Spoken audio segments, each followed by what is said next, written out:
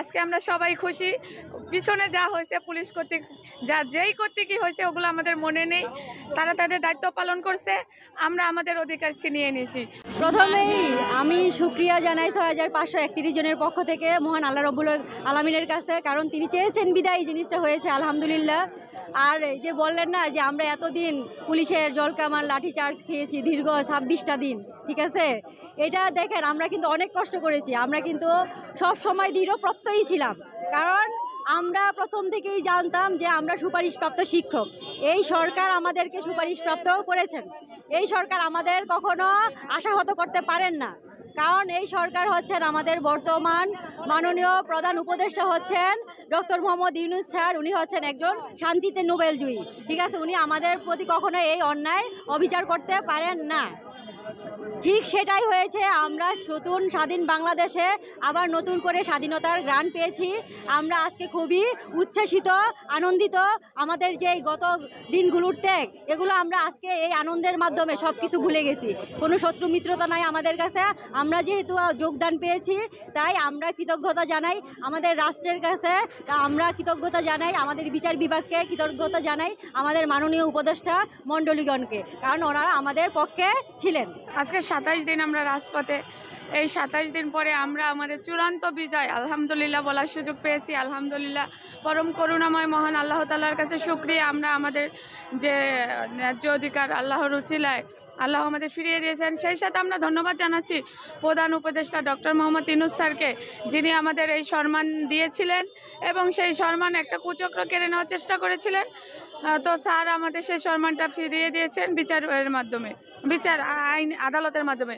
তো আমরা যে 6531 জন, আমি যদি আমার কথা শেয়ার করি, পূর্বে যে আমি কখনো আগে ঢাকায় একা আসিনি, এই যে 27 দিন ঢাকায় থাকা, রাজপথে চলা, রাস্তা পার হওয়া, তো এটা আমার জন্য সহজ ছিল না। কিন্তু এই যে 27 দিনে আমাকে যা শিক্ষা দিয়েছে, গত 27 বছরও আমাকে তার শিক্ষা দিতে পারেনি। তো সর্বোপরি যা হয়েছে, যা করেন আল্লাহ, যা করেন ভালোর জন্য কি করেন। তো আমাদের 6531 জন এখনও একটা সংখ্যা আছে, কারণ আদালত কর্তৃক শুধু স্টে অর্ডারটা তুলে দিয়েছেন। আমরা এখনও রাজপথে আছি, কারণ আমাদের যোগদান নিশ্চিত করে, যে এই যে 27 দিনের সংগ্রাম, আমরা যদি যোগদান নিশ্চিত না করতে পারি তাহলে তো বৃথা। তো আমরা যোগদান নিশ্চিত করে বাসায় ফিরবো। আর এই 27 দিন আমার যে ভাই বোনেরা যে আমরা সংগ্রাম করেছি, যারা পাশে ছিলেন, যারা আমাদের জন্য দূরে বসে দোয়া করছেন, তাদের সকলকে ধন্যবাদ। আর আজকে আমরা সবাই খুশি। পিছনে যা হয়েছে পুলিশ কর্তৃক যেই কর্তৃকই হয়েছে ওগুলো আমাদের মনে নেই। তারা তাদের দায়িত্ব পালন করছে, আমরা আমাদের অধিকার ছিনিয়ে নিয়েছি। তো পুলিশের দায়িত্ব ছিল ওইটা, কারণ আমরা শাহবাগে অবস্থান করতেছিলাম, দেশে যানজট সৃষ্টি হচ্ছিল। সেই ক্ষেত্রে আমরা কারোর প্রতি আমাদের কোনো অভিযোগ নেই। আজকে সবাই আমাদের জন্য চেষ্টা করছেন, সকলকে ধন্যবাদ। আর কিছু পরবর্তীতে আজকে আমরা এইখানে অবস্থান করতেছি। কালকে আমরা আমাদের একটা প্রতিনিধি দল কিংবা আমরা সবাই অধিদপ্তরমুখী হব, আমাদের যোগদান নিশ্চিত করে তারপর আমরা কালকের মধ্যে বাসায় ফিরে যাব ইনশাল্লাহ। দোয়া করবেন আমাদের জন্য। আপনাদেরকেও ধন্যবাদ, এই আপনাদের মাধ্যমে সারা বিশ্ব জানতে পেরেছে আমাদের সাথে হওয়া অন্যায় কিংবা আমাদের যৌক্তিক দাবিগুলা। মিডিয়া কর্মী ভাইরাই সর্বপ্রথম আমাদের পাশে ছিলেন, সবসময় ছিলেন। আপনাদেরকে অসংখ্য ধন্যবাদ। প্রথমেই অবশ্যই আল্লাহর কাছে কৃতজ্ঞতা প্রকাশ করছি। আসলে আমাদের তো জানেন যে আমরা 26টা দিন টানা এখানে পড়ে আছি, তো আজকে আসলে এই অনুভূতি ভাষায় প্রকাশ করার মতো না।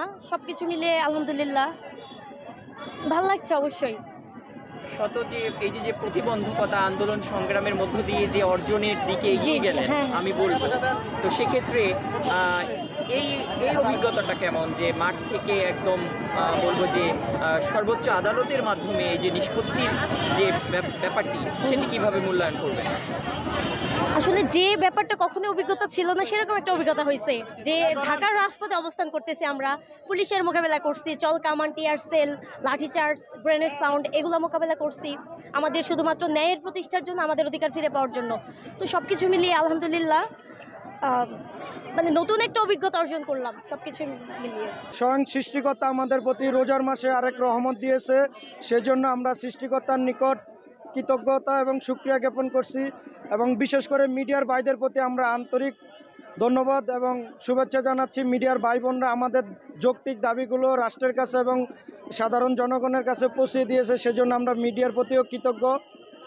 আর বিশেষ করে রাষ্ট্রের প্রতি অবশ্যই কৃতজ্ঞতা জানাতে হয়। রাষ্ট্রের যারা কলা কৌশলী ছিল এবং নীতি নির্ধারক ছিল, ওনারা আমাদের প্রতি আন্তরিক ছিলেন বলেই সত্যের জয় হয়েছে। সেজন্য রাষ্ট্রের প্রতি আমি সাধারণ একজন নাগরিক হিসেবে রাষ্ট্রের প্রতি কৃতজ্ঞতা জ্ঞাপন করছি।